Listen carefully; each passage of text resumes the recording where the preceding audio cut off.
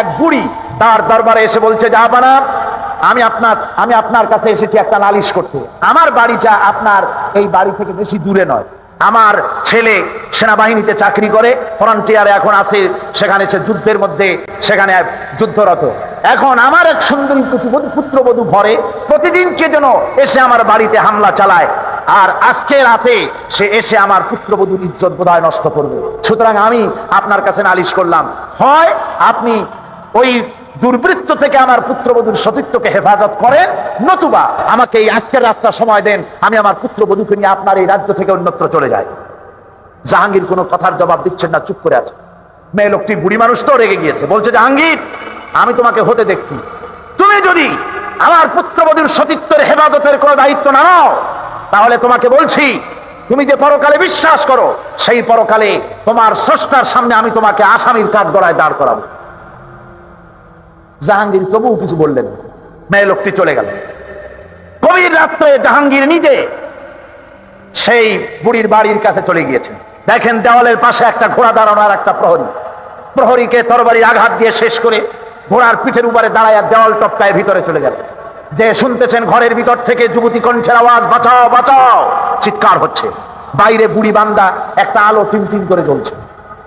জাহাঙ্গীর গিয়ে বলছে, বুড়ি আলো নিবাও তাড়াতাড়ি। বুড়ি আলো নিভিয়ে দিল। জাহাঙ্গীর ভিতরে ঢুকে ওই দুর্বৃত্তের চুল বাম হাতে ধরে ডান হাত দিয়ে তরবারির আঘাত দিয়ে তার শিরচ্ছেদ করে দিলেন। বললেন, বুড়ি আলো জ্বালাও। বুড়ি আলো জ্বালালেন। এবার জাহাঙ্গীর আলোর সামনে মস্তকটা ধরে আলহামদুলিল্লাহ পড়ে হাত থেকে মাথাটা ছেড়ে দিলেন। বললেন, বুড়ি এক গ্লাস পানি লও। পানি আনা হলো, ঢক ঢক করে পানি খেলেন। বললেন, কালকে তুমি আমার দরবারে যাবে, সেখানে তোমার সঙ্গে আমার কথা হবে, তোমার পুত্রবধূকেও নিয়ে যাবে। পরের দিন জমজমাট রাজ দরবার, বুড়ি তার পুত্রবধূকে নিয়ে হাজির। জাহাঙ্গীর বলছেন, বুড়ি, তোমার বাড়ি গিয়ে আলো নিভাতে বলছিলাম, কেন জানো? হয় না, জানি না। জাহাঙ্গীর বললেন, তুমি যখন আমার কাছে নালিশ করেছো, আমি মনে মনে ভেবেছি আমার বাড়ির এত কাছে আমার যুবক ছেলে ছাড়া আর কারো এই সাহস হবে বলে আমার মন বলে নাই। সেজন্য মনে করেছিলাম আলোর সামনে যদি ছেলেকে দেখি আমার মনে দুর্বলতা আসতে পারে, বিচার না হক হয়ে যেতে পারে, হক বিচার নাও করতে পারি, সেই জন্য আলো নিভিয়ে দিতে বললাম। এরপরে তার শিরচ্ছেদ করে আলোর সামনে ধরে দেখলাম না, সে আমার ছেলে নয়, সে আরেকজন।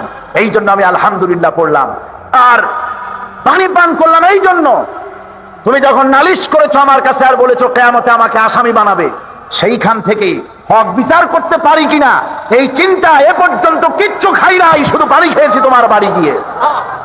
জাহাঙ্গীর তার মাথা থেকে মুকুট খুললেন। মুকুটটা খুলে বুড়ের পায়ের কাছে রেখে দিয়ে বলেন, বুড়ি, তুমি জেনে রাখো, দিল্লির সম্রাটের এই মুকুটের চাইতে তোমার পুত্রবধূর সতীত্বের মূল্য মুসলমানের কাছে 1000 গুণ বেশি। মুসলমানেরা পরধর্মের এই ইজ্জত, এই সম্মান ইসলাম দিয়েছে, মুসলমানেরা দিয়েছে। আর পরধর্মের উপরে অত্যাচার যদি হয়েছে ধর্ম নিরপেক্ষতাবাদীদেরকে দিয়ে হয়েছে। বলেন ঠিক কিনা? আমাদের দেশে মানুষেরা শিরকের মধ্যে বেশি মুবতালা হয়, বেদাতের ভিতরে বেশি পরিমাণ মুবতালা হয়, আর এক শ্রেণীর তথাকথিত আলেম এই শিরক এবং বেদাতের ব্যাপারে ওয়াজ করে জনগণকে উদ্বুদ্ধ করে তা করার জন্য। আমাদের দেশে বহুত মাজার আছে, যে মাজারগুলিকে গোসল করানো হয়, মাজার গোসল করানো হয়। আমি কি কোনো বানাইয়া কথা বলি না? এর বাস্তবতা আছে। মাজার গোসল করানো হবে, পীর সাহেবকেও গোসল করানো হবে, পত্রিকায় দিয়ে দেয়, পোস্টার ছাপানো হয়, হ্যান্ডবিল ছাপানো হয়, 1000 টাকা খরচ করে প্রচার করে লোকদেরকে দাওয়াত দেওয়া হয়। কবর ধোয়া পানি, পীর সাহেবের গোসল করানো পানি। পীর সাহেবের গোসল করাইলো, এই পানি শরীরের কত জায়গা ধুয়ে আসলো, সেই পানি বোতলে ভরে 5 টাকা করে কিনে কিনে লোকেরা খায়। নাউযুবিল্লাহ। এরপরেও ইমানের দাবি কি করে করবে মুসলমান? দুর্ভাগ্য এই মুসলমানের। গোসল শরীফ, নওরোজ শরীফ, তারপরে খসরোজে কি সানাসুর নাকি খসরোজ শরীফ, কি নাম হাবিজাবি বানাইছে আল্লাহই জানে। এখানেই শেষ নয়। হযরতে বড় পীর আব্দুল কাদের জিলানী রাহমাতুল্লাহ আলাইহি, আল্লাহর জবরদস্ত ওলি, সাইয়্যিদ, অত্যন্ত উচ্চ মানের আলেম, তার সম্পর্কে এক শ্রেণীর আলেম নামধারী লোকেরা তাকে আল্লাহর কাছে পৌঁছায় দিয়েছে, আল্লাহর সমকক্ষ করে দিয়েছে। তাকে দস্তগীর বলা হচ্ছে। কিসের দস্তগীর? তো বলে যে মেরাজের রাত্রে রাসূল করিম সাল্লাল্লাহু আলাইহি ওয়াসাল্লাম নাকি কোন জায়গায় আছাড় খাইছিলেন, আর উনি গিয়া তার হাত ধরেছেন, এই জন্য বলা হচ্ছে দস্তগীর। তিনি তার হাত ধরে তাকে ঠিক করে দিয়েছেন। আবার আরশে তিনি উঠতে পারছিলেন না, সেই জন্য পীর সাহেবের কাঁধের উপরে পা রেখে হুজুর সাল্লাল্লাহু আলাইহি ওয়াসাল্লাম আরশে উঠছে। আল্লাহর সিঁড়ির এত অভাব হয়েছে, এই দুনিয়া থেকে নিতে পারলেন, মহাশূন্য পাড়ি দিয়ে, ল অফ গ্রাভিটেশন পাড়ি দিয়ে আরশে আজিম পর্যন্ত, সিদরাতুল মুনতাহা পর্যন্ত নিলেন। আর ওইখানে বড় পীর সাহেবকে লাগলো তার কাঁধের উপরে পা দিয়ে তিনি উঠবেন। এর চাইতে বিদআত, এর চাইতে বাজে কথা মুসলমানদের জন্য আর কি হতে পারে? দুর্ভাগ্য এই জাতি, এই সব আলেম নামের কলঙ্ক, যারা নাকি বড় পীর সাহেবের নামে ওয়াজ করে করে বলেন, তার নামে দরুদ বানাইছে, তার নামে বলে ইয়া আব্দুল কাদের জিলানী শাইয়ান লিল্লাহ, যারা কন নাউযুবিল্লাহ। বলা হয় হে বড় পীর সাহেব, আপনি আল্লাহর রাস্তায় আমাদের কিছু দেন। আরে মিয়া সাহেব, আব্দুল কাদের জিলানী রহমাতুল্লাহ আলাইহি যা পেয়েছেন আল্লাহর কাছ থেকে পেয়েছেন, তার দেওয়ার কিচ্ছু নাই। যা দিবেন আপনাকে আমাকে আল্লাহ পাক দিবেন। ইয়া গাউস আগিসনি বলা জায়েজ নাই, ইয়া গাউস আগিসনি বলতে হবে আল্লাহ পাক। গাউস কে? আল্লাহ পাক, তাকে বলতে হবে ইয়া গাউস আগিসনি, আয় আল্লাহ পাক তুমি আমাকে সাহায্য করো। সাহায্য করতে পারেন আল্লাহ পাক। বড় পীর সাহেবকে ইয়া গাউস আগিসনি বলা যাবে না। গাউসুল আজম, এই ডিগ্রি, এই খেতাব বেদাত পন্থীদের বানানো খেতাব। গাউসুল আজম কোন মানুষ হতে পারে না, পারে না, পারে না। গাউসে আজম, গাউসে আজম শুধুমাত্র আল্লাহ রাব্বুল আলামিন। গাউসে আজম কে? আল্লাহ রাব্বুল আলামিন, যিনি মানুষের ফরিয়াদ শোনেন, যিনি মানুষের ফরিয়াদ শোনেন, তিনি হচ্ছেন আল্লাহ পাক। বড় পীর সাহেবকে আমরা শ্রদ্ধা করি, কিন্তু সেই শ্রদ্ধার অর্থ এই নয় যে নবীদের চাইতে তিনি বড়, তিনি রাসূলের চাইতেও বড়, তার নামে দরুদ শরীফ বানাইতে হবে, জায়েজ নাই। আশা করি এসব কথা আপনাদের মনে থাকবে। যখন নবীজির হাতে বন্দীরা আসতেন, যুদ্ধ বন্দীরা, নবীজি তাদেরকে শর্ত করতেন, যদি কোনো শিক্ষিত বন্দী 10 জন নিরক্ষর লোককে অক্ষর জ্ঞান দিতে পারে, এই শর্তে তাদেরকে মুক্তি দেওয়া হবে। জেনারেল লিটারেসি, গণসাক্ষরতা অভিযান তোমরা শুরু করনি, শুরু করেছেন বিশ্বনবী মুহাম্মদ রাসূলুল্লাহ সাল্লাল্লাহু আলাইহি ওয়াসাল্লাম।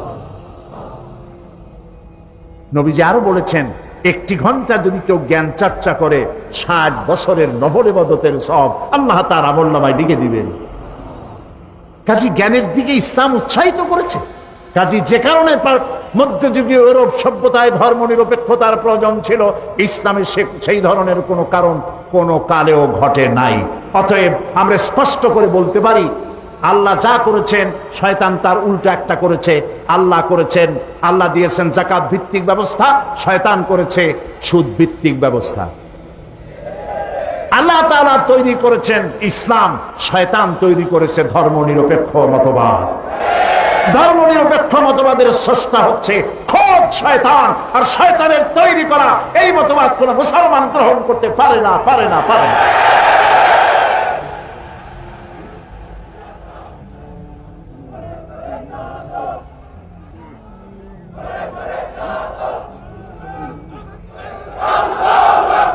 প্রিয় ভাই সব,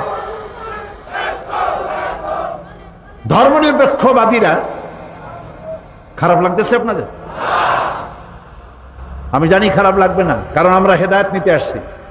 অযৌক্তিক কথা বলবো, সেদিন আপনারা আমাকে বিদায় সালাম দিয়ে দেবেন, বলবেন চিরাময় আর আসবেন না। কোরআন হাদিসের বাইরে কথা বলবো না ইনশাআল্লাহ। এবং আমার পেছনে যারা বসে আছেন, বড় বড় আলেমরা বসে আছেন, এবং আমার সামনে যারা বসে আছেন, বহু আলেম সামনেও বসে আছেন, আলহামদুলিল্লাহ বলেন। চট্টগ্রাম তাফসিরের মাহফিল গতকালকের মতো আজও শোনাতে চাই। চট্টগ্রাম তাফসিরের মাহফিল সারা পৃথিবীর মধ্যে কোরআনের তাফসিরের সর্বশ্রেষ্ঠ মাহফিল, সর্ববৃহৎ মাহফিল। কোরআন শরীফের তাফসিরের এত বড় মাহফিল পৃথিবীর কোথাও হয় না। এখানে যে কথা বলা হয় সব কথা রেকর্ড হয়ে সারা দুনিয়ায় ছড়ায় যায়। আমি আজকে এই কথা এই জন্য আনলাম, আমি এসে দেখতে পেলাম এখানের একটি পত্রিকায় এক ব্যক্তি তিনি ধর্মনিরপেক্ষতার ব্যাপারে আমাকে আক্রমণ করে কিছু কথা লিখেছেন। আমি তার নাম নিতে চাই না, আমি তার জন্য দোয়া করি। যে নাম মুসলমান দেখলাম, আল্লাহ তাআলা তাকে হেদায়েত দিন, আমরা বলি আমিন। আশ্চর্য লাগে যে ধর্মনিরপেক্ষ মতবাদের লোকেরা আমার বক্তব্যের প্রতিবাদ যদি কোনো আলেম করতেন, আলেম হিসেবে পরিচিত, খালি লম্বা জামা গায়ে থাকলে হবে না, বাংলাদেশের লোকেরা আলেম হিসেবে চেনে, এরকম কোন আলেম যদি আমার প্রতিবাদ করেন, আমি যৌক্তিক প্রতিবাদ মানতে হাজার বার বাধ্য। আমার ভুল আমাকে ধরিয়ে দিলে আমি সে ভুল সংশোধন করব না, এমন ভুল আমি জীবনেও করব না। বরং আমার কাছে আমার বন্ধু তো সেই ব্যক্তি যে ব্যক্তি আমার ভুল আমাকে শুধরে দেয়, আমি তার জন্য দোয়া করি। আমি মানুষ, আমার ভুল তো হতেই পারে, কিন্তু আমি আদর্শগত কথা, কোরআন হাদিসের কথা যা বলি আমি হিসাব করে বলি, পড়াশোনা করেই বলি। প্রিয় ভাই সব, ধর্মনিরপেক্ষবাদীরা মানুষকে বোকা বানায় ধোঁকা দিয়ে। তারা বলতে চায় ধর্মনিরপেক্ষতার অর্থ ধর্মহীনতা নয়। আমি ধর্মনিরপেক্ষতার ইংরেজি কি বলুন তো? সেকুলারিজম। এখন চলুন, ইংরেজি ভাষায় বিশ্ববিখ্যাত ডিকশনারির নাম হলো random house dictionary of English language. এটা হলো পৃথিবীর সর্বশ্রেষ্ঠ ইংলিশ ডিকশনারি। আমরা দেখি সেকুলারিজমের অর্থ তারা কি করেছে। এই বইতে সেকুলারিজমের তারা তিনটি সংজ্ঞা দিয়েছে।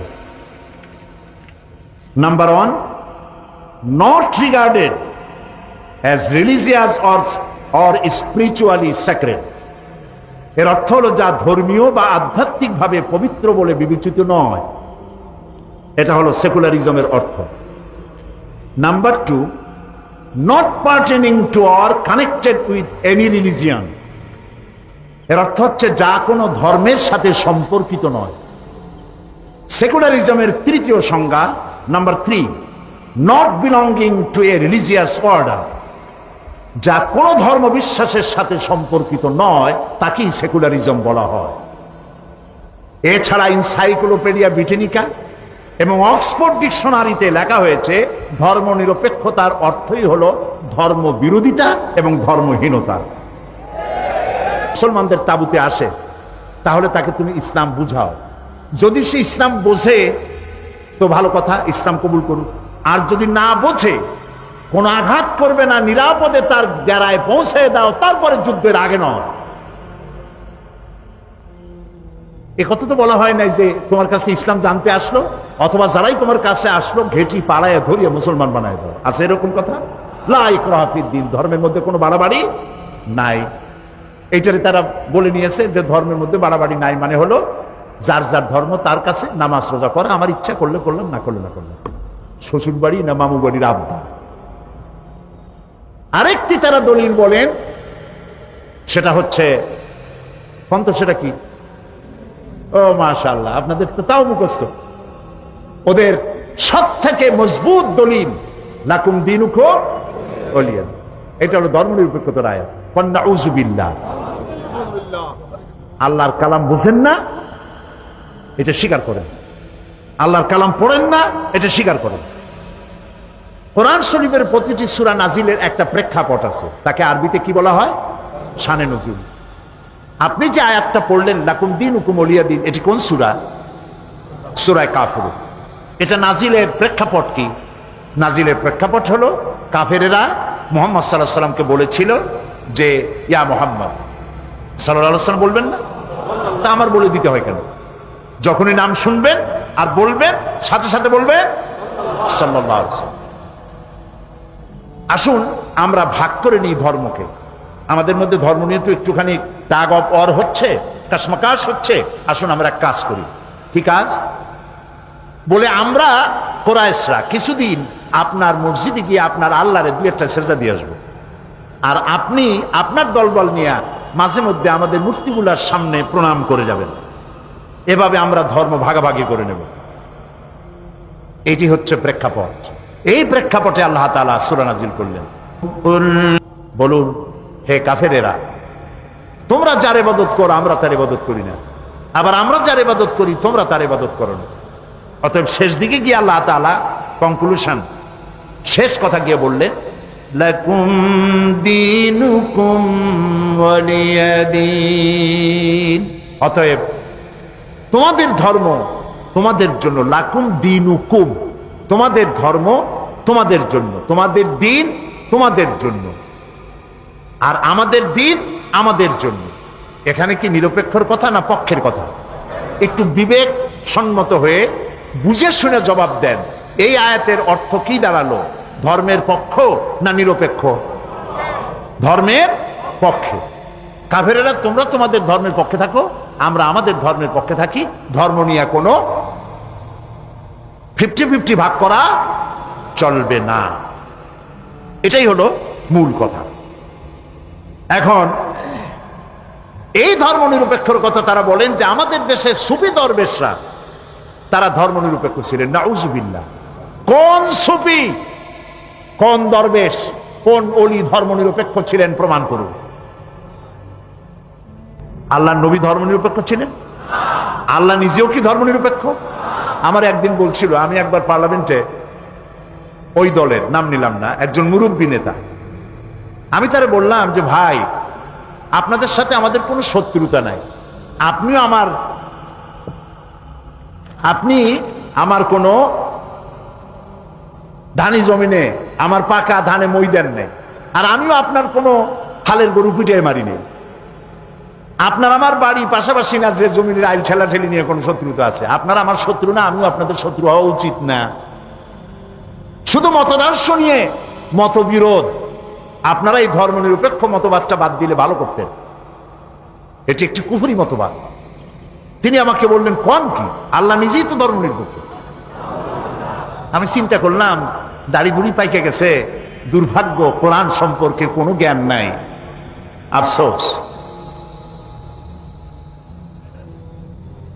আল্লাহ ধর্ম নিরপেক্ষ কেন হন? আল্লাহ তো সবচেয়ে ধর্মের পক্ষে। তিনি বলেছেন, ইন্নাদ দীনা ইনদাল্লাহিল ইসলাম, আমার কাছে মনোনীত একমাত্র, কেবলমাত্র, শুধুমাত্র ওয়ানলি ওয়ান। নাম কি? বলেন, নাম কি? এই পৃথিবীর সমস্ত ধর্মের মধ্যে আল্লাহ তাআলা কোনটাকে নিজের পছন্দনীয় বলেছেন? চিল্লায় বলেন। তাহলে আল্লাহ নিজে ধর্মের পক্ষে, ইসলামের পক্ষে, ঠিক না? এটা আমি শেষ করে আনতেছি। ব্যক্তি জীবনে হজ করবে, ব্যক্তি জীবনে নামাজ পড়বে, রোজা করবে, আল্লাহর কথা মানবে। কিন্তু আল্লাহ দোকানে যে আইন করেছেন, ওজনে কম দেওয়া যাবে না, খাদ্যে ভেজাল দেওয়া যাবে না, এটা মানবে না। আল্লাহ যে রাজনীতি করার ব্যাপারে কোরআন এবং হাদিসের আইন মানতে বলেছে, এটা তারা মানবে না। পার্লামেন্টে আল্লাহর আইন মানবে না, নির্বাচনে আল্লাহর আইন মানবে না, ক্যান্টনমেন্টে আল্লাহর আইন মানবে না, অফিস আদালতে আল্লাহর আইন মানবে না। তাই তারা সুযোগ পাইলে ফতোয়া বন্ধ করে দেয়। বোঝেন না কথা? কথা বুঝে আসছে? তাহলে আর কিছু বলা লাগবে? এইটার নাম হলো ধর্ম নিরপেক্ষ মতবাদ। জীবনের আপনি, আচ্ছা, আর একটা কথা চিন্তা করেন, আল্লাহ দরকার নাই বিশ্ববিদ্যালয়, কলেজে, ইউনিভার্সিটিতে আল্লাহর দরকার নাই, পার্লামেন্টে আল্লাহর দরকার নাই, সেক্রেটারিয়েটে আল্লাহর দরকার নাই, শিল্প কলকারখানায় আল্লাহর দরকার নাই, বঙ্গভবনে আল্লাহর দরকার নাই, কলকারখানায়, খেতে খামারে আল্লাহর দরকার নাই, ব্যবসা বাণিজ্যে আল্লাহর দরকার নাই, নির্বাচনে আল্লাহর দরকার নাই। অতএব এই আল্লাহকে দিয়ে আমরা করবোটা কি?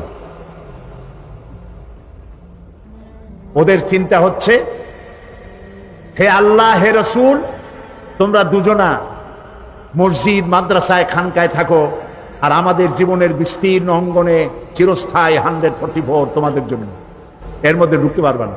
নাউজুবিল্লাহ, নাউজুবিল্লাহ। এবার আল্লাহ কি বলছেন? এই ধরনের চিন্তা যাদের, যে নামাজ রোজা আল্লাহর কথা মতো, ধর্ম আর রাজনীতি আলাদা, এই চিন্তা যারা করে, তাদের সম্পর্কে আল্লাহ কি বলেন দেখুন। আফাতুমিনুনা বিবাদিল কিতাবি ওয়া তাকফুরুনা বিবাদ ফামা জাযাউ মান ইয়াফআলু মিনকুম ইল্লা খিজয়ুন ফিল হায়াতিদ দুনিয়া ওয়া ইয়াওমাল কিয়ামাতি ইউরাদ্দুনা ইলা আশাদ্দিল আযাব। আফাতুমিনুনা বিবাদিল কিতাব ওয়া তাকফুরুনা বিবাদ। তোমরা কোরআনের কিছু কথাকে স্বীকার করবে আর কিছুকে করবে অস্বীকার। যদি এটা হয় তাহলে দুনিয়ার জীবন হবে লাঞ্ছনার জীবন তোমাদের, আর কিয়ামতের দিন চূড়ান্ত কঠিন শাস্তি তোমাদের জন্য অপেক্ষা করছে। আল্লাহ তাআলা বলছেন, ইয়া আইয়ুহাল্লাযীনা আমানু আতিউল্লাহ ওয়া আতিউর রাসূল, হে বিশ্বাসীরা তোমরা যারা ঈমান এনেছো শোনো, আল্লাহ এবং রাসূলের আনুগত্য করো। কে বলতেছেন কোন তো? কি করতে বলতেছেন? আল্লাহ এবং রাসূলের কোন ক্ষেত্রে? জবাব দেন, কোন ক্ষেত্রে আনুগত্য করতে বলছে? যদি সকল ক্ষেত্রেই হয় তাহলে ধর্মনিরপেক্ষ মতবাদীরা কি জবাব দিবে? প্রিয় ভাই সব, সুতরাং মুসলমান হয়ে যে ব্যক্তি ধর্মনিরপেক্ষ মতবাদের অনুসারী হয় সে তার নিজের সাথে, নিজের ঈমানের সাথে প্রতারণা করে। এ ব্যক্তি মুসলমান হতে পারে না, অবশ্যই মুনাফিক। একটা লোক বাজার থেকে খুব জোরে দৌড় মারছে। লোকেরা জিজ্ঞেস করলো, দৌড়াও কেন? কয়, ভাই মানির মান আল্লাহই রাখে। কয়, কেমন? কয়, বাবা আর আমি দুইজনে গেছিলাম বাজারে, বাজারের মানুষেরা আমার বাপেরে ধরিয়া জুতা দিয়ে এমন পিটাইলো, আমি আরামসে নিরাপদে চলে আসছি, আমারে কেউ কিছু করতে পারে না, মানির মান আল্লাহই রাখে। ওর বাপের জুতা দিয়ে পিটায় আর মানির মান আল্লাহ রাখে। দুর্ভাগ্য এই জাতি, এক শ্রেণীর কলামিস্ট, এক শ্রেণীর মুসলমান নামধারী কলামিস্ট, মুসলমান নামধারী ফিচার লেখক, মুসলমান নামধারী সাংবাদিক, মুসলমান নামধারী বুদ্ধিজীবী, মুসলমান নামধারী রাজনীতি, ওরা মুসলমানের ঘরে জন্মগ্রহণ করেও কুলাঙ্গার। এই লোকগুলি মুসলমানের ঘরে জন্মগ্রহণ করেও মুসলমানদেরকে মৌলবাদ আর সন্ত্রাস বলে গালি দেয়। মুসলমানদের উত্থান, মুসলমানদের জাগরণ আবার শুরু হবে ইনশাআল্লাহ। মুসলমানরা আজ মার খাচ্ছে পৃথিবীর চতুর্দিকে মার খাচ্ছে। আমি দেখতে পাচ্ছি, আমার ধারণা ছিল যে আফগানিস্তানের যে ঘটনা ঘটলো, এই ঘটনার দ্বারা আল্লাহ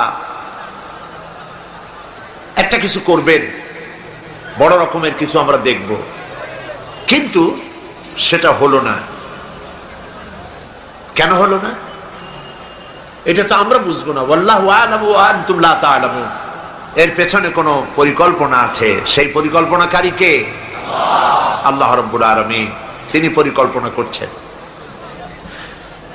11ই সেপ্টেম্বরে আমেরিকায় যে ঘটনা ঘটেছে, এই ঘটনা সম্পর্কে আমার সুস্পষ্ট মত হচ্ছে, যদ্দূর পড়াশোনা করেছি তাতে আমার সুস্পষ্ট মত, এই ঘটনা ঘটিয়েছে পৃথিবীর ইহুদিদের পরিচালিত মোসাদ, ইহুদিদের গোয়েন্দা বিভাগ, ইসরায়েল রাষ্ট্র, ইহুদিরাই এই ঘটনা ঘটিয়েছে।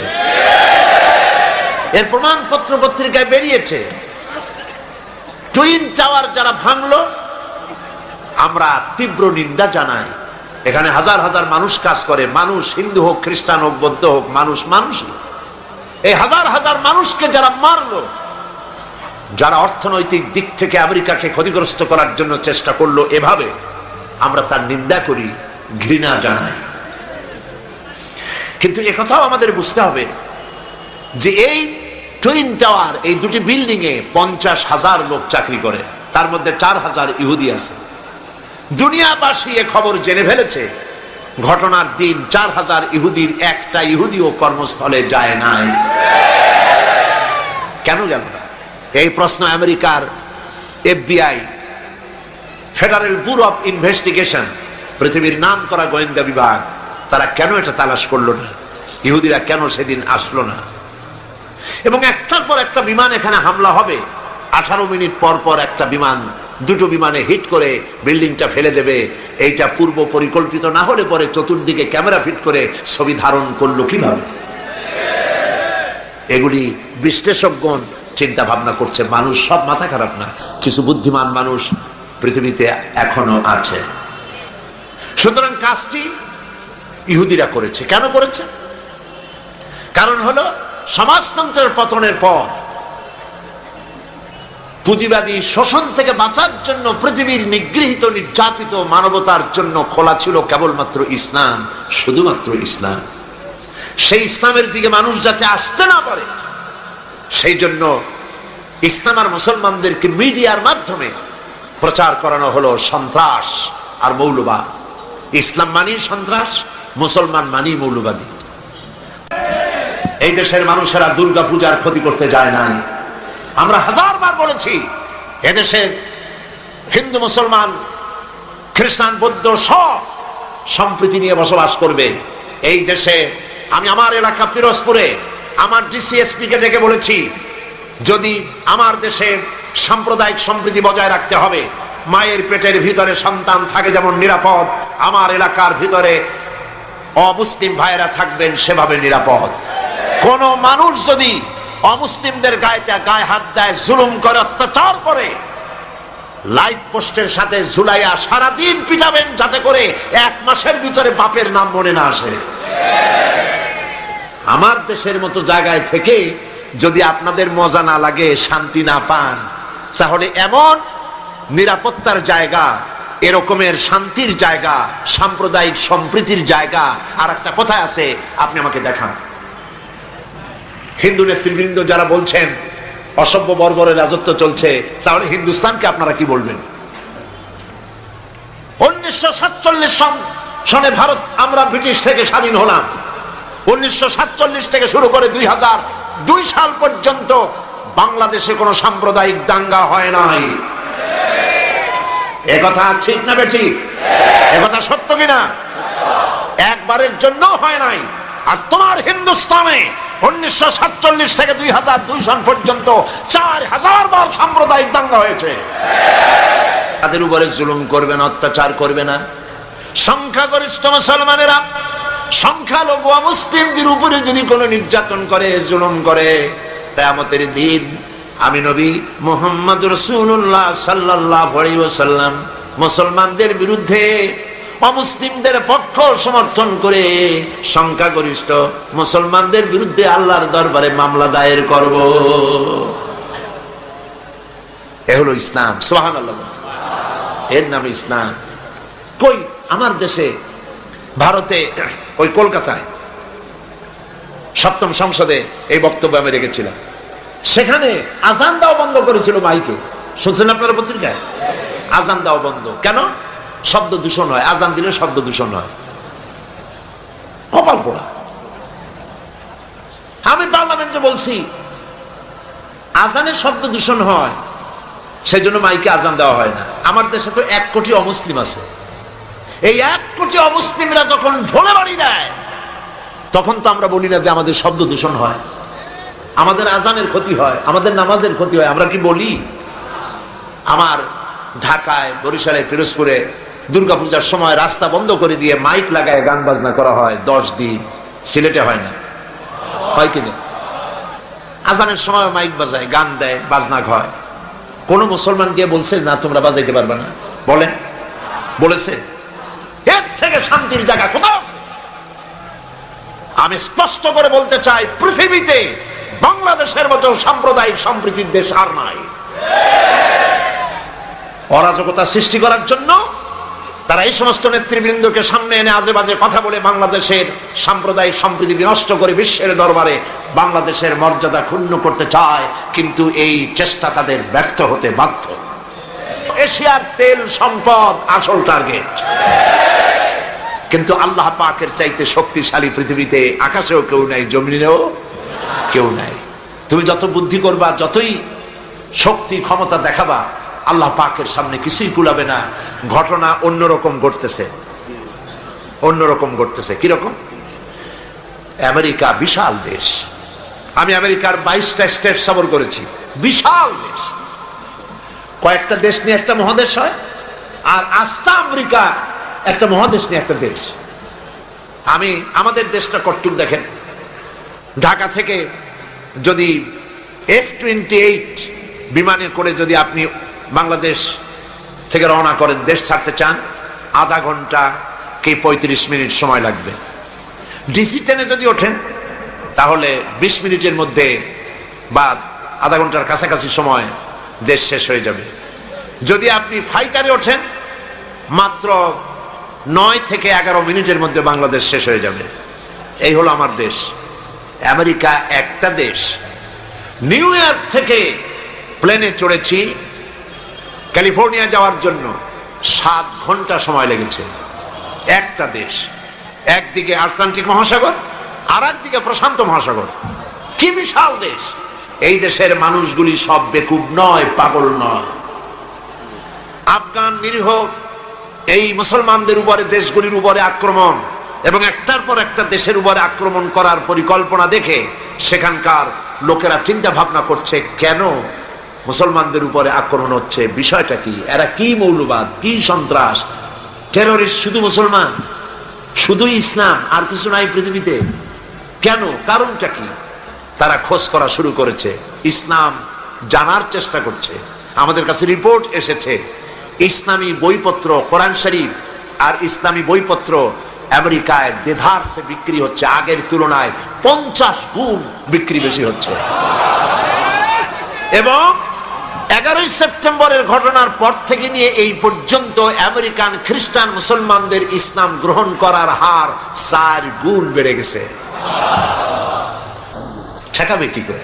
আল্লাহর নূর, ঠেকাবার উপায় নাই। আবু জাহেল তো চাইছিল মক্কা শরীফই মুহাম্মদ সাল্লাল্লাহু আলাইহি ওয়াসাল্লামকে ঠেকায় দেবে, পারছে? আল্লামা ইকবাল বলেছেন, মাগরিব কি ওয়াদিও মে গूंजी अदा हमारी, मगरिब की वादियों में गूंजी अदा हमारी, थमथा न था किसी से सैल रवा हमारा। প্রাচ্য এবং প্রতীচ্য, পাহাড় এবং পর্বতে, ইথার এবং বাতাসে রণিত, অনুরণিত, ধ্বনিত, প্রতিধ্বনিত হয়ে বিশ্বের চতুর্দিকে ছড়ায় পড়বে আমার আজানের আওয়াজ, কেউ ঠেকাতে পারবে না। ইসলাম বিশ্বের চতুর্দিকে ছড়িয়ে পড়বে, ঠেকাবার উপায় নাই। কয়জন মারবা? এখন পৃথিবীতে 140 কোটি মুসলমান, 140 কোটি মুসলমান, কতগুলি মারবা? তোমরা বললে ডাইরেক্ট জাহান্নাম, আর আমরা ইসলাম প্রতিষ্ঠার রাস্তায় যদি মৃত্যু হয়, শাহাদাত, ডাইরেক্ট আল্লাহর জান্নাত। তোমাদের বেঁচে থাকাও বরবাদ, মরে যাওয়াও বরবাদ। আর ইসলামের পথে যারা, তাদের বাঁচাও আল্লাহ পাকের রহমত, আর মরে যাওয়াও রহমত। সেই জন্যে ইসলামের পক্ষে আজ সারা বিশ্ব ইসলামের বিপক্ষে কাজ করছে, আর মুসলমানদেরকে এই সময় ইসলামের পক্ষে টিকে থাকতে হবে, ইসলামকে জানতে হবে, বুঝতে হবে, ইসলামের উপরে টিকে থাকতে হবে। তাহলেই আমাদের বিজয় অতি সন্নিকট। আমার তো মনে হয় আর বেশি দেরি লাগবে না, ইসলামের বিজয়ের একটা সময় এসে গেছে ইনশাআল্লাহ। মায়ের যখন প্রসব যন্ত্রণা শুরু হয়, তখন বোঝা যায় বাচ্চা হইতে আর সময় লাগবে না, ঠিক কিনা? ঠিক কিনা? আজ পৃথিবীর প্রসব যন্ত্রণা শুরু হয়েছে, তাম পৃথিবীর চতুর্দিকে মুসলমানদের উপরে জুলুম অত্যাচার শুরু হয়েছে। এই জুলুম অত্যাচারের মধ্য দিয়ে আগামীকাল যে সূর্য উদিত হবে, সেই সূর্য হবে ইসলামের জন্য, আল্লাহর দ্বীনের জন্য, মুসলমানদের জন্যই সেটা হবে। তাম পৃথিবীর বুকে আল্লাহর দেওয়া বিধান ও কোরআনের রায় কায়েম হওয়ার জন্য সময় আর বেশি দূরে নয়। এজন্য মুসলমানদেরকে ঐক্যবদ্ধ হয়ে নবীর পথ ধরতে হবে, নবীর রাস্তা ধরতে হবে। আল্লাহ পাক নবীকে যে উদ্দেশ্যে পাঠাইছেন, কোরআন যে উদ্দেশ্যে নাজিল করেছেন, সেই উদ্দেশ্য ধরে আমরা যদি জীবন চালাতে পারি, আল্লাহর রহমত আমরা লাভ করতে পারবো। আল্লাহ পাক আমাদেরকে, আল্লাহ পাক বলেছেন কোরআনে কারীমের মধ্যে, ওয়া কানা হাক্কান আলাইনা নাসরুল মুমিনিন। আল্লাহ রাব্বুল আলামিন বলেন, মুমিনদেরকে সাহায্য করা আমি আল্লাহর জন্য ওয়াজিব। সুবহানাল্লাহ বলেন, মুমিনদেরকে সাহায্য করা আমি আল্লাহর জন্য ওয়াজিব। মুসলমান বেশি হওয়া লাগবে, সৈন্য সংখ্যা বেশি হতে হবে, অস্ত্র বেশি হতে হবে। আল্লাহ পাকে বলি বলেননি, অস্ত্র লাগবে, এটা ঠিক, অস্ত্র লাগবে। কিসের জন্য? দিন প্রতিষ্ঠার জন্য। কেউ যদি আমাদের মারে, তাহলে আমরা তো আর বসে বসে আঙ্গুল চুষতে পারবো না, কি বলেন, ঠিক কিনা? এই জন্য জিহাদে আল্লাহর মদদ পাওয়া যায়। মুসলমানেরা আল্লাহর দেওয়া বিধান কায়েমের জন্য যদি চেষ্টা চালায়, আল্লাহ পাক বলেছেন ওয়ালা তাহিনু ওয়ালা তাহজানু ওয়া আনতুমুল আলাউনা ইন কুনতুম মুমিনিন। কোনো ভয় নাই, কোনো চিন্তা নাই, যদি মুমিন হও আমি আল্লাহ তোমাদেরকে জয়ী করব। সুবহানাল্লাহ। 10 জন সূরা আনফাল আল্লাহ পাক বলেছেন 10 জন ইমানদার সাবের মুত্তাকি যদি হও 100-র উপরে বিজয়ী করব। সুবহানাল্লাহ কবেন না? 100 যদি হও ইমানদার সাবের মুত্তাকি 1000 কাফেরের উপর বিজয়ী করব। সুবহানাল্লাহ। আল্লাহ পাক আজও তার রহমত নিয়ে আসেন আমরা যদি মুমিন হই। বদরের মাঠে জিহাদের ময়দানে একজন সাহাবী বলছেন ইয়া রাসূলুল্লাহ, জিহাদের ময়দানে সবাই নেমে গিয়েছে, আমি একজন যুবক মানুষ মুসলমান, আমার কাছে কোনো অস্ত্র নাই, মেহেরবানি করে একটা অস্ত্র দেন, আমি জিহাদে শরীক হয়ে যাই। হুজুর বললেন আমার কাছে অস্ত্র নাই। তিনি বললেন ইসলামের এই প্রথম জিহাদে আমি কি করে নীরব দর্শকের ভূমিকা পালন করি, যা পারেন তাই দেন আপনার হাত দিয়া। নবীজি এদিক ওদিক তাকায়া একটা শুকনা খেজুরের ডাল পেলেন, শুকনা খেজুরের ডালটা ধরাই দিলেন সাহাবীর হাতে। সাহাবী বলেন নবীজির হাতের দেওয়া শুকনা খেজুরের ডাল দিয়া জিহাদের ময়দানে ঝাঁপিয়ে পড়লাম। ধারালো তরবারি দিয়ে আঘাত করলে যেমন কাম হয়, নবীর দেওয়া শুকনা খেজুরের ডাল দিয়ে আঘাত করার সঙ্গে সঙ্গে কাফের দ্বিখণ্ডিত হয়ে পড়তে লাগলো। কবি বলছেন ফিজাই বদরি পয়দা কুন ফেরেশতে তেরি নুসরত কো, ফিজাই বদরে পয়দা কুন ফেরেশতে তেরি নুসরত কো उतर सकते गर्दू से कतर अंदर कतर अब्बी। বদরের মুসলমানের মতো ঈমান আজ যদি তোমাদের ভিতরে থাকে, আল্লাহ রাব্বুল আলামিন কাতারে কাতারে ফেরেশতা তোমাদের সাহায্যের জন্য নামায়া দিবে। সুতরাং আপনাদের যুদ্ধ যেমন আপনারা যুদ্ধ করেন দেশ দখল করে, সেই দেশে নিজের ক্ষমতা চালু করে ক্ষমতার ব্যাপ্তি পরিধি আরো বাড়াবার জন্য ইসলাম এভাবে লড়াই করে না। ইসলাম চায় পৃথিবীর মানুষ আল্লাহর মানুষের উপরে আল্লাহর আইন কায়েম করার জন্য তারা চেষ্টা চালায়। এই চেষ্টায় যদি কেউ সশস্ত্র বাধা দেয়, সেই বাধার মোকাবেলা ইসলাম করে জিহাদের নামে। মুসলমানেরা জিহাদের নামেই সেটা করে, ঠিক কি? সেই জন্য ইসলামকে ভুল বুঝাবার কোনো কারণ নাই। আমি আবারও সিলেটের সমস্ত মুসলমান ভাইদের বলি, আপনারা পৃথিবীর চতুর্দিকে ছড়িয়ে আছেন, ইউরোপে, আমেরিকায়, মধ্য এশিয়ায়, আফ্রিকায়, দুনিয়ার চতুর্দিকে আপনারা আছেন। আপনারা মানুষের কাছে যান, দ্বীনের দাওয়াত নিয়ে ছড়িয়ে পড়ুন, মানুষকে বুঝান ইসলামের মধ্যে সন্ত্রাস নাই, সাম্প্রদায়িকতা নাই। ইসলাম আল্লাহর দেওয়া দ্বীন প্রতিষ্ঠা করতে চায়। মুসলমানেরা পৃথিবীর সব থেকে বেশি শান্তিকামী, তারা মারামারিতে, হত্যা, জিঘাংসায় বিশ্বাস করে না। এই কথাগুলি মানুষকে বুঝান, নামাজ পড়ুন, দিনদার হন, ইমানদার হন, পরেজগার হন। আল্লাহ পাক যেন আমাদের তাই বানান, বলেন আমিন। প্রতি বছর আমি নামাজের কথা আপনাদের সামনে বলি, আজও না বলে পারি না, কারণ শুধুমাত্র ওয়াজ শুনলে হবে না। নামাজ হলো ফাউন্ডেশন। নামাজ কি? ফাউন্ডেশন। নামাজ লা দীনা লিমান লা সালাতা লাহু, যার কাছে নামাজ নাই তার কাছে দিন নাই, ঈমান নাই, চরিত্র নাই, কিছুই নাই। 5 ওয়াক্ত নামাজ জীবনে আর ছাড়বো না, ওয়াদা করতে পারবেন? প্রতি বছর করেন, আজও করেন, দুহাত উঁচু করে বলেন ইয়া আল্লাহ, তোমার পবিত্র নামে ওয়াদা করি, কসম করি, যতদিন পর্যন্ত মালাকুল মউত আমার মাথার কাছে না আসতেছে ততদিন পর্যন্ত ফরজ নামাজ, ফরজ রোজা ছেড়ে দেব না, ছেড়ে দেব না।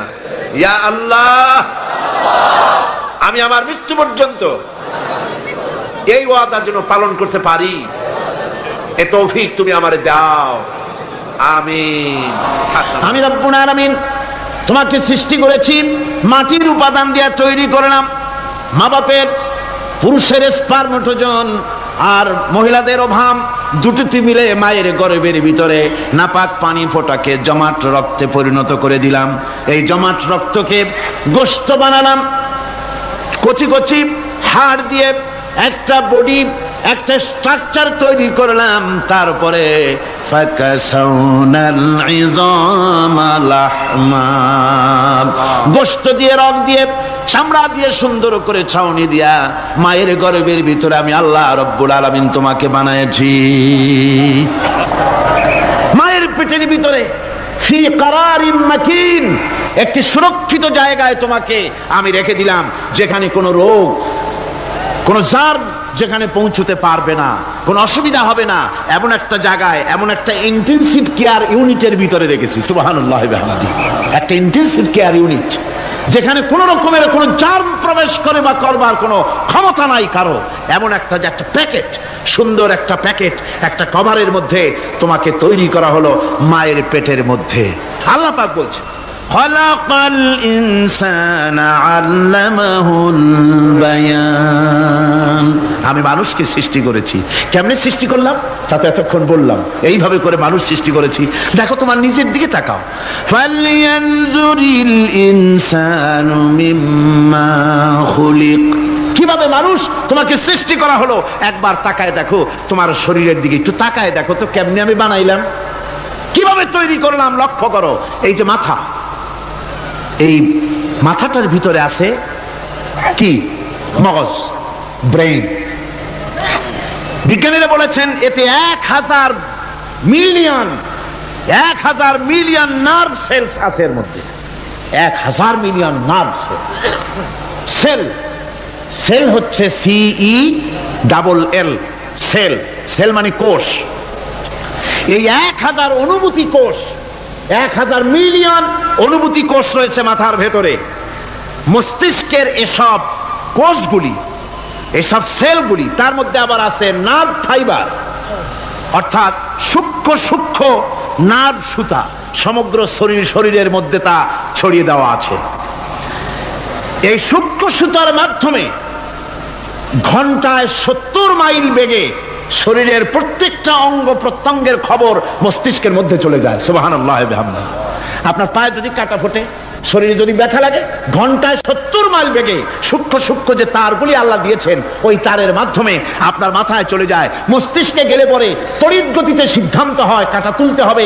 অথবা একটা সাপ দেখেছেন, সাপ প্রথম চোখ দিয়ে দেখলেন, চোখ, এই চোখের ভিতরে আপনার 130 মিলিয়ন লাইট রিসেপ্টর আছে, অর্থাৎ বিভিন্ন দৃশ্যকে, ছবিকে ক্যাচ করার মতো 130 মিলিয়ন লাইট রিসেপ্টর, গ্রহণযোগ্য মেশিন রয়েছে চোখের ভিতরে।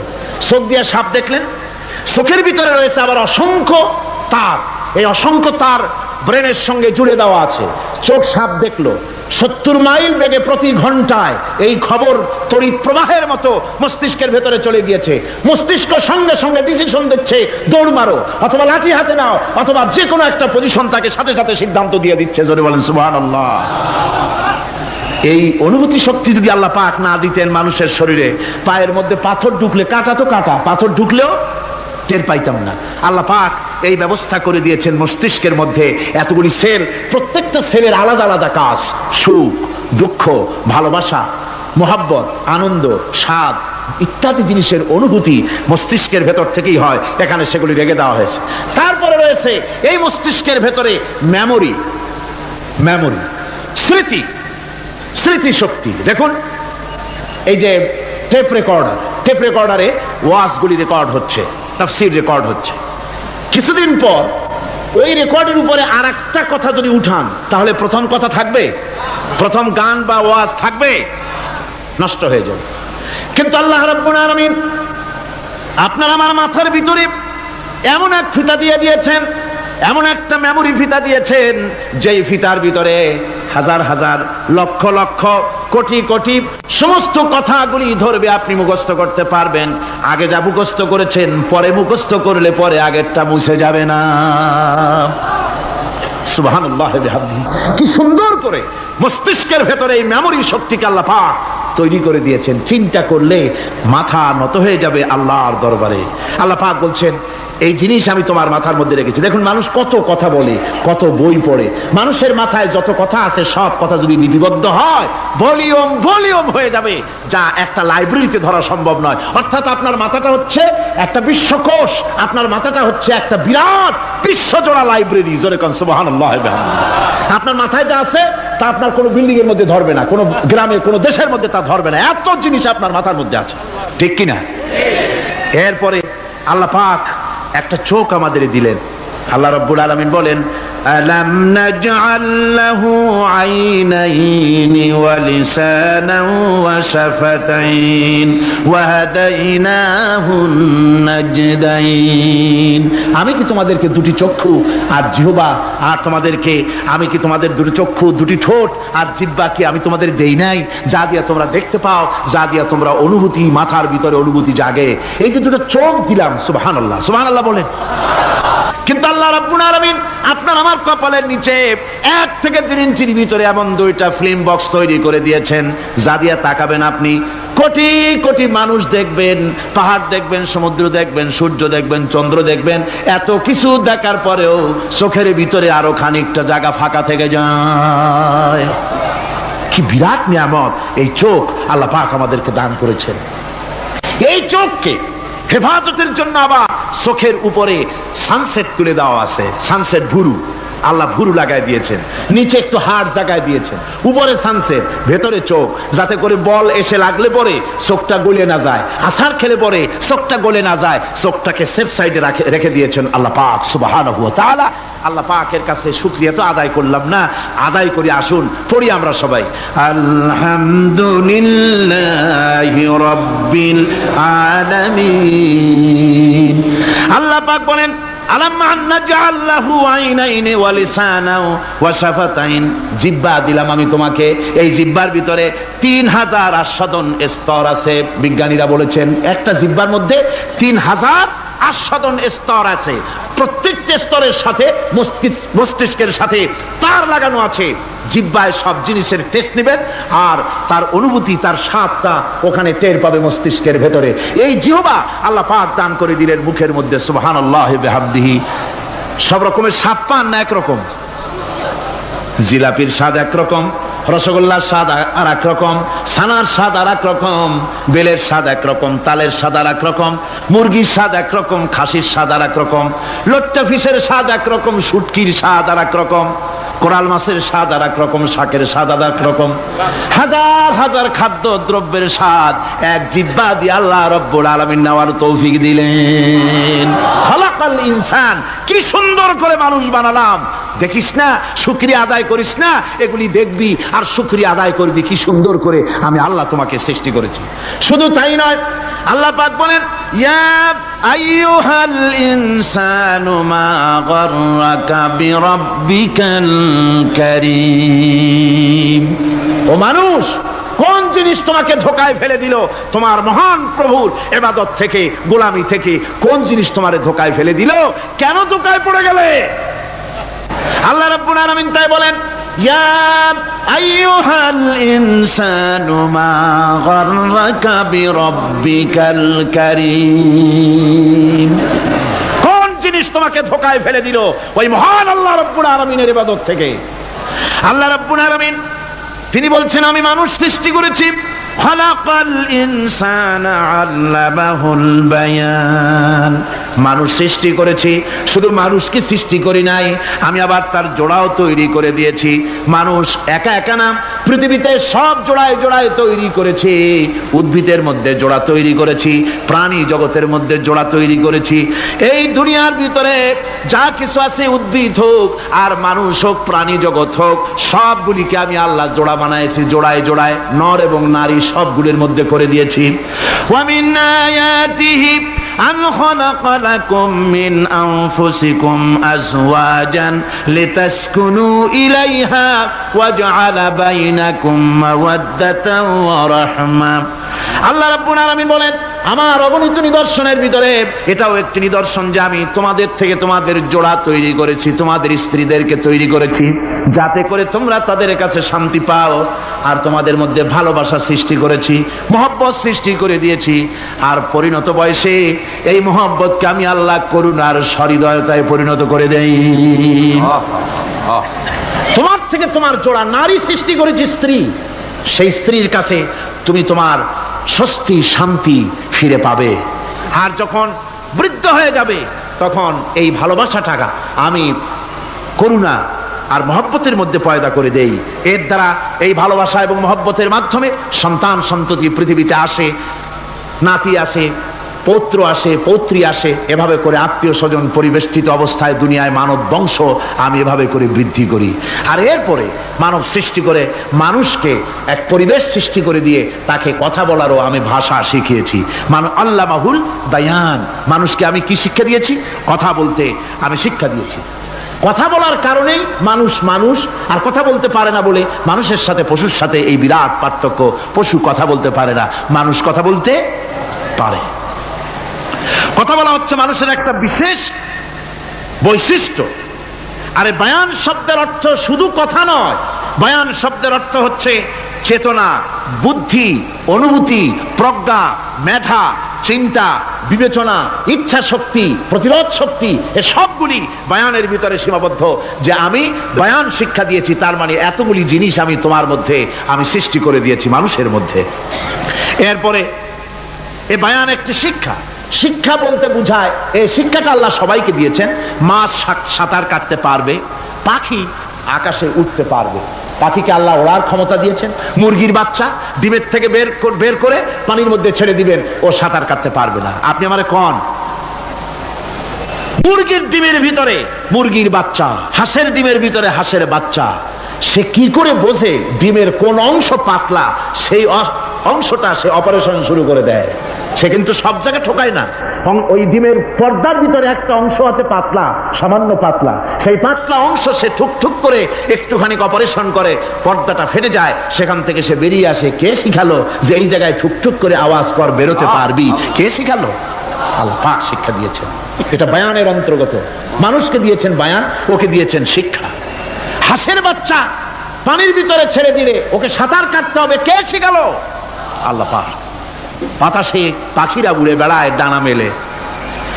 আওয়ালাম ইয়ারাউ ইলা তায়রি সাফাতিন ওয়া ইয়াকবিদনা মা ইউমসিকুহুন্না ইল্লার রহমান। দেখে নাকি তারা পাখিটি কেমন? মেলি দুটি লঘু ডানা, উড়িয়া বেড়ায় শূন্যের পরে নাহি তার কোনো মানা। আবার সে ডানা গুটাইয়া চলে কিন্তু পড়ে না তবু, বলকে বাতারে শূন্যে রাখিছে ভিন্ন সে এক প্রভু। প্লেনের মতো, এরোপ্লেনের মতো, দেখছেন না পাখিগুলি এরকম এরকম করে ওড়ে। আবার কখনো উঠতে গিয়ে আর ডানা দোলায় না, দুটো ডানা শরীরের সাথে মিশাইয়া একেবারে রকেটের মতো উড়ে চলে যায়, কিন্তু পড়ে যায় না। কে তাকে শূন্যের উপরে রেখেছে? জোরে কন, কে রেখেছে? আল্লাহ পাক। এই ট্রেনিং আল্লাহ পাক তাকে দিয়েছেন। আল্লাহ পাক তাকে শিক্ষা দিয়েছেন।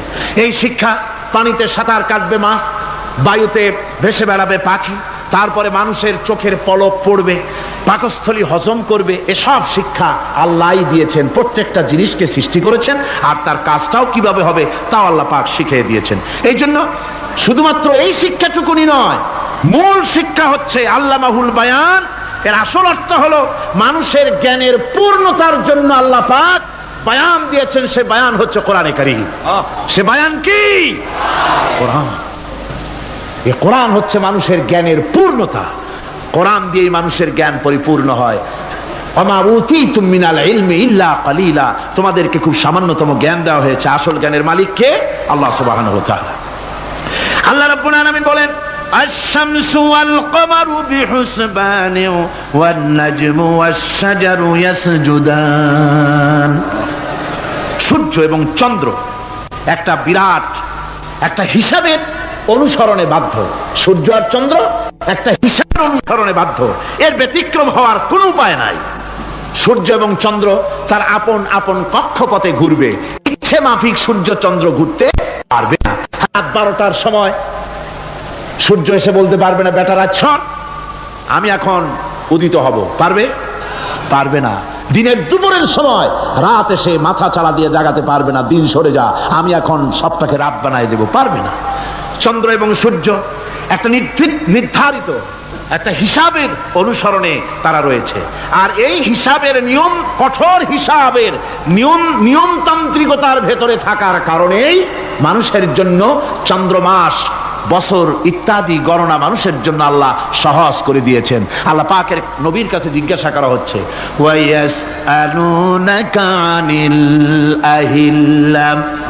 ও নবী, আপনাকে প্রশ্ন করা হয় চাঁদ সম্পর্কে। কাফেররা প্রশ্ন করেছে চাঁদের ক্রমবর্ধমান, ক্রমহ্রাস কেন, চাঁদ বাড়ে কেন, কমে কেন, আপনারে জিজ্ঞাসা করা হয়, আপনি জবাবে বলুন, কুল হিয়া মাওয়াকিতু লিন্নাস, বলুন এ চাঁদ হচ্ছে মাস, দিন, বছর গণনা করার জন্য, গোটা পৃথিবীবাসীর জন্য আমি একটা স্থায়ী ক্যালেন্ডার আকাশে ঝুলায় রাখছি। জোরে কোন সুবহানাল্লাহ। বিনা পয়সার ক্যালেন্ডার কে ঝুলায় রাখছেন? আল্লাহ সুবহানাহু ওয়া তাআলা তিনি ঝুলিয়ে রেখেছেন এই ক্যালেন্ডারকে। আর এই চন্দ্র সূর্য নিজের ইচ্ছা মাফিক চলতে পারে না। আল্লাহ পাক কোরআনে কারিমে বলেছেন, বৃক্ষরাজি সব সেজদায় রত। তারাই সেজদা দেয় কারে? কারে সেজদা দেয়? চাঁদ সেজদা করে কাকে? সূর্য করে কাকে? গাছপালা করে কারে? আল্লাহ পাককে সেজদা করে সবাই। সমস্ত সৃষ্টি জগতের কাজ হলো তিনটা। সৃষ্টি জগতের কাজ কয়টা? তিনটি কাজ। একটা কাজ হচ্ছে সৃষ্টি জগৎ মহান আল্লাহর উদ্দেশ্যে সিজদা করবে, তার হামদ করবে, তার তাসবিহ করবে। তিনটা কাজ, সিজদা করবে, হামদ করবে, তাসবিহ করবে। এই তিনটা কাজ হচ্ছে সৃষ্টি জগতের। গোটা পৃথিবীর সবকিছু আল্লাহ পাককে সিজদা করছে। কোরআনে কারিমে রব্বুল আলামিন বলেন, ওয়ালিল্লাহি ইয়াসজুদু মান ফিস সামাওয়াতি ওয়াল আরদি তাওআন ওয়া কারহান ওয়া যিলালুহুম বিল গুদুবি ওয়াল আসাল। আল্লাহ পাক বলেন, আকাশে যা কিছু আছে, জমিনে যা কিছু আছে, সব কিছু আমার সেজদা করে। এমনকি গাছগুলি, গাছও আমার সেজদা করে। গাছগুলি সকাল বেলায়, গাছের ছায়া সকাল বেলায় আর বিকাল বেলায় নিজের ছায়া লম্বা করে দিয়ে আমার সামনে সেজদায় পতিত হয়ে যায়। গাছগুলি আমাকে সেজদা করে, তারকা সমূহ, চন্দ্র, সূর্য সব আমাকে সেজদা করে। ওয়ালিল্লাহি ইয়াসজুদু মা ফিস সামাওয়াতি ওয়া মা ফিল আরদ মিন দাব্বাতিন ওয়াল মালাইকাতু ওয়া হুম লা ইস্তাকবিরুন। আকাশ এবং জমিনে যা কিছু আছে আমার সিজদা করে। আমার সিজদা থেকে কেউ অহংকার করে না, অহমিকতা করে না। আমার সিজদা থেকে কেউ ফিরে যায় না, সবাই আমাকে সিজদা করে। সুতরাং ও মানুষ, আমার দরবারে সিজদায় মাথা নত করে দাও। সবগুলি আমার সামনে সিজদা করতেছে। আলাম তারা আন্নাল্লাহা ইয়াসজুদু লাহু মান ফিস সামাওয়াতি ওয়া মান ফিল আরদ ওয়াশ শামসু ওয়াল কামারু ওয়ান নুজুমু ওয়াল জিবালু ওয়াশ শাজারু ওয়াদ দাওয়াবু ওয়া কাসীরুম মিনান নাস। আল্লাহ পাক বলছেন, আকাশ এবং জমিনে যা আছে সব আমাকে সিজদা করছে। চাঁদে, সূর্যতে, গাছপালায়, পাহাড় পর্বতে সবকিছু, সমস্ত প্রাণী জগৎ পর্যন্ত, চতুষ্পদ জন্তুগুলি পর্যন্ত আমি আল্লাহকে সিজদা করে। সুবহানাল্লাহ। আমার বন্ধুগণ, এরপরে সর্বশেষ আমি শেষ করে এনেছি আর মাত্র দুটি আয়াত আপনাদের সামনে বলে আমরা যাব আকর্ষণীয় মুনাজাতের দিকে ইনশাআল্লাহ। সবাই বলেন ইনশাআল্লাহ। প্রিয় ভাইরা, মুনাজাত করব আমি। মুনাজাতের আদব হলো বসা। যত মুসলমান যেখানে আছেন, এত বড় মুনাজাত জীবনে আরেকটা পাবো কোনো নিশ্চয়তা নাই। কথা ঠিক কিনা? যাদের কিসমত খারাপ কেবল তারাই মুনাজাতে শরীক হইতে পারবে না, আর যাদের কপাল ভালো তারা তো পারবেই। রাস্তা বন্ধ করে দিন, যারা রাস্তায় দাঁড়াইছিলেন এতক্ষণ রাস্তায় বসে পড়েন। রাস্তায়, গাছে, ছাদে, যিনি যেখানে আছেন সব বসে আল্লাহুম্মা আমিন। রব্বানা ظلمنا أنفسنا وإن لم تغفر لنا وترحمنا لنكونن من الخاسرين। সবাই পড়ুন, ربنا ظلمنا أنفسنا وإن لم تغفر لنا وترحمنا لنكونن من الخاسرين। হায় আল্লাহ রাব্বুল আলামিন, লক্ষাধিক জনতার এই বিশাল জনসমুদ্র নিয়ে তোমার দরবারে গভীর রাত্রে হাত তুলেছি। আল্লাহ তাআলা 5 দিন ধরে কোরআনের কথা আলোচনা হয়েছে, দরুদ সালাম হয়েছে, জিকির আজকার হয়েছে। এর মধ্যে যা ভুল হয়েছে মেহেরবানি করে মাফ করে দাও রব্বুল আলামিন। যে সব আলোচনা, দোয়া, দুরুদ, নামাজ, তেলাওয়াত যা হয়েছে, তুমি খুশি হয়ে মেহেরবানি করে নবী করিম সাল্লাল্লাহু আলাইহি সাল্লামের রূহ মোবারকে পৌঁছায় দাও। তামাম পৃথিবীর মাটির নিচে যত মুমিন মুমিনাত শুয়ে আছেন তাদের আরো আর পরে সব পৌঁছায় দাও রব্বুল আলামিন। এই পৃথিবীর মাটির নিচে তোমার নবীরা যারা শুয়ে আছেন, সাহাবায়ে কেরাম, সিদ্দিকিন, শুহাদা, সালিহিন, আসফিয়ায়ে কেরাম, আউলিয়ায়ে কেরাম যারা শুয়ে আছেন তাদের আরো আর পরে সওয়াব পৌঁছায় দাও রব্বুল আলামিন। এই সিলেটের ময়দানে তোমার মাহবুব বান্দা হযরত শাহজালাল রাহমাতুল্লাহ আলাইহি, হযরত শাহপরান থেকে শুরু করে তোমার মাহবুব বান্দারা যারা শুয়ে আছেন সিলেটের মাটিতে, সকলের রুহের পরে সওয়াব পৌঁছায় দাও। হায় আল্লাহ তাআলা, আমাদের মধ্য থেকে আমাদের মা বাপ যাদের দুনিয়া থেকে জনমের মতো বিদায় হয়ে গেছে, আল্লাহ তাআলা আমাদের মা বাপের কবরগুলিকে জান্নাতের টুকরায় পরিণত করে দাও। রব্বির হামহুমা কামা রব্বায়ানি সগীরা। সবাই পড়েন রব্বির হামহুমা কামা রব্বায়ানি সগীরা। কত দোয়া করেছেন, কত আশা করেছেন ছেলে ভালো হবে, ছেলে আল্লাহর খাঁটি গোলাম হবে। আল্লাহ তাআলা এইভাবে বাপ স্নেহ দিয়া যত্ন করে মানুষ করে দুনিয়া থেকে বাড়ি ঘর কিছুই নিলেন না, সব ফালায় থুয়ে বিদায় হয়ে গেল। যাবার সময় বালিশ নয়, লেপ নয়, তোষক নয়, টাকা নয়, পয়সা নয়, কিচ্ছু না, সাদা 3 টুকরা কাপড় নিয়া খালি হাতে বাপ বিদায় হয়ে গেল। আয় আল্লাহ, আব্বা যাদের মারা গেছে কবরটাকে জান্নাতের টুকরা বানাইয়া দাও রব্বুল আলামিন। জনম দুঃখিনী মা 8 মাস 10 মাস মায়ের পেটের ভিতরে থেকে হাঁটু দিয়া, পা দিয়া, গুতা দিয়া মাকে কষ্ট দিয়েছি। মা ডেলিভারিতে কষ্ট করেছেন, 2-2.5 বছর পর্যন্ত বুকের দুধ খাওয়াইয়া মানুষ করছে।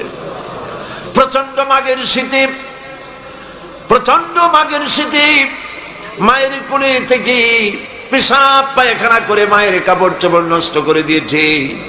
মা রাগ করে আছাড় দেন নাই, একটা থাপ্পড়ও লাগান নাই। বাইরে নিয়ে পানি দিয়ে ধুয়ে সাফ করে কান্না মুখে শত চুমা দিয়া হাসি ফুটাইছেন যে মা, ওই মা যার বিদায় হয়ে গেল, কবরটাকে বেহেশতের বাগান বানাইয়া দাও। রব্বির হামহুমা কামা রব্বায়ানি সগীরা। আবারও পড়েন রব্বির হামহুমা কামা রব্বায়ানি সগীরা।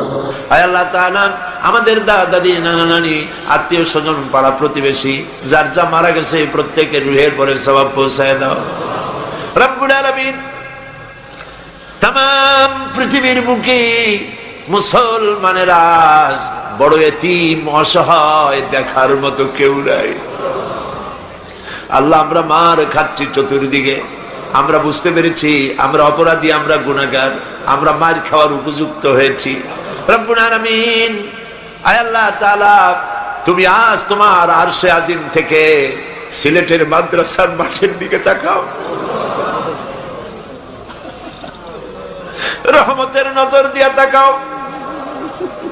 আরশে আজিম থেকে রহমতের নজরে তাকায়া দেখো সিলেটে তোমার বান্দা বান্দিরা কিভাবে কাঁদতেছে। শয়তানের ওয়াসওয়াসায় পড়ে আমরা গুনাহ করেছি, আজকে বিনীতভাবে ক্ষমা চাই, মাফ করে দাও।